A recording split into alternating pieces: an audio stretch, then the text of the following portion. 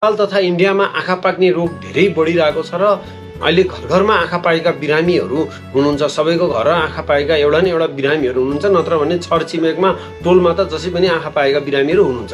यसरी मैले आँखा पाक्ने सम्बन्धी कन्जन्क्टिभाइटिस सम्बन्धीको भिडियो यहाँहरूलाई पोस्ट गरिसकेपछि यहाँहरूले धेरैले यो भिडियो हेरिसकेपछि धेरैको क्वेसन रह्यो कि विभिन्न खालका आई ओइन्टमेन्टहरूको बारेमा यहाँहरूले मलाई धेरैले सोध्नुभयो कि यो आई ओइन्टमेन्टहरू राख्नुहुन्छ राख्नुहुन्न भनेर।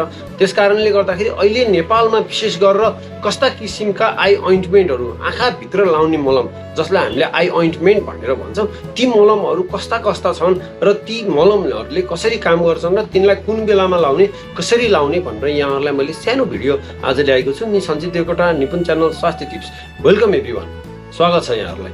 र यी विविध खालका दबाईहरू हुन सक्छन्, आँखामा लाउने विभिन्न खालका ओइन्टमेन्टहरू हुन सक्छन्।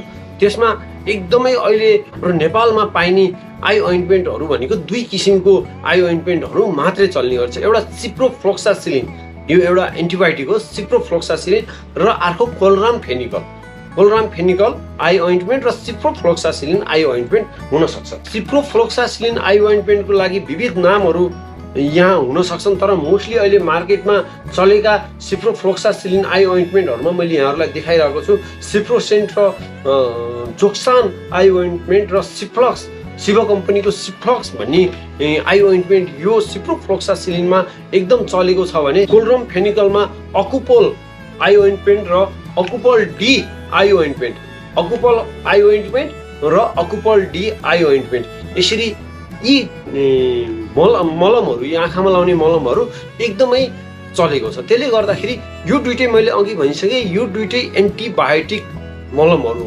एन्टिबायोटिक भनेको हरेक किसिमका ग्राम नेगेटिभ र ग्राम पोजिटिभ जुन ब्याक्टेरियाहरूले गर्दाखेरि हाम्रो आँखामा हुने गरेको जुन इन्फेक्सन छ त्यसलाई यसले मार्ने गर्छ।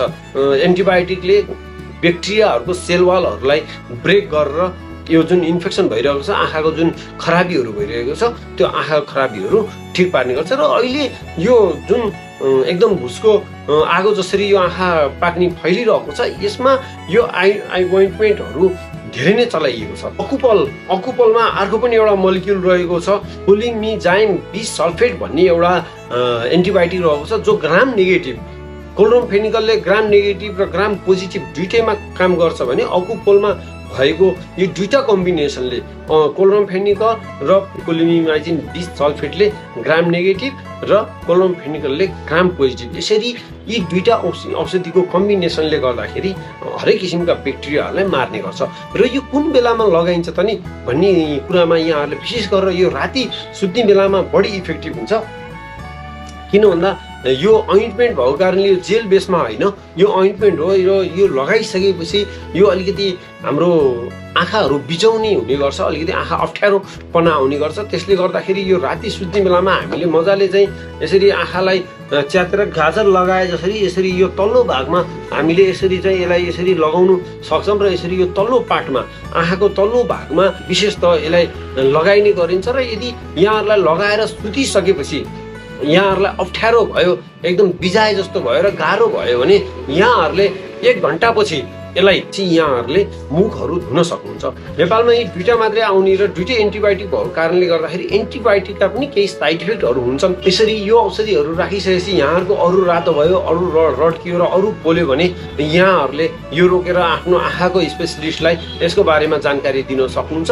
र यसको एउटा बेनिफिट के हो भन्दाखेरि जुन आँखा पाक्ने प्रब्लम छ त्यो आँखा पाक्ने प्रब्लममा हामीले रातिमा औषधि राख्न सक्दैनौँ। किन हामी रात त शुद्ध पऱ्यो, किन भन्दा एन्टिबायोटिकहरू 2-2 घन्टामा राख्नु पर्छ।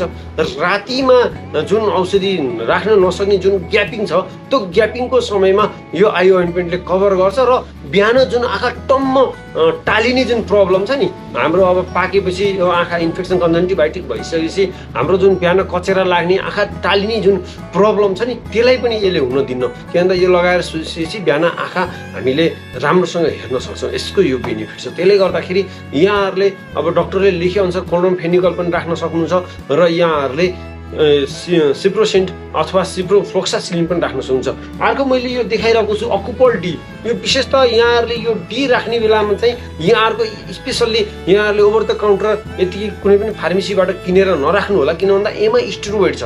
स्टेरोइड भएका हरेक किसिमका ओइन्टमेन्टहरू, हरेक किसिमका आई ड्रपहरू मैले भन्दै आएको छु अन्डर डक्टर प्रिस्क्रिप्सन। यहाँहरूले आँखाको डक्टरको सल्लाह बगैर यस्ता दबाईहरू चाहिँ नराख्नु होला। यस्ता दबाईहरू यहाँहरूले ओभर द काउन्टर मेडिकलमा किनेर अथवा कहीँ पनि आफ्नै दिमागले जुन डी भनेर लेखिएको छ, जुन डी लेखिएका आई ओइन्टमेन्टहरू छन्, यहाँहरूले यतिकै डक्टरको सल्लाह बिना त्योहरू नराख्नु होला भन्दै आजको भिडियो यहाँहरूलाई कस्तो लाग्यो? यदि यो भिडियो राम्रो लाग्यो भने लाइक, कमेन्ट, सेयर गर्दै यस्तै स्वास्थ्य सम्बन्धी इन्फर्मेसन, औषधि सम्बन्धी जानकारीको लागि मेरो निपुण च्यानल स्वास्थ्य टिप्स सब्सक्राइब गर्न यहाँहरूलाई हार्दिक अनुरोध गर्दै आजलाई म बिदा हुन्छु। See you guys in another video. Bye by.